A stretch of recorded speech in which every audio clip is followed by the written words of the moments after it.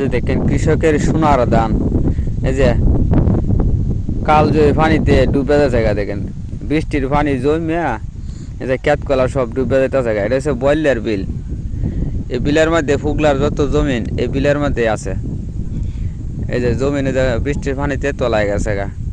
কাটতেও দুর্ভোগ, আনতেও দুর্ভোগ। কিন্তু যদি সুখ না থাকতো তাহলে আনতে তেমন একটা সমস্যা হইতো না, আবার কাটতেও কোনো সমস্যা হইতো না। পূজা আনতে যেমন একটা সুবিধা থাকতো, এই যে ইন্দে এই যে ঘোড়ার গাড়ি আইব, ঘোড়ার গাড়ি আয়া এই যে মুটগুলা নিয়ে যাইব।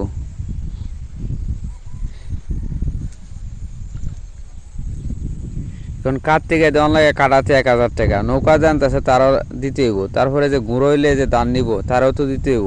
মানে সব মিলাইয়া যে কৃষক ধান করলো তার কতটুক রইব এটা এখন দেখার বাকি, যে অবশিষ্ট কত থাকে।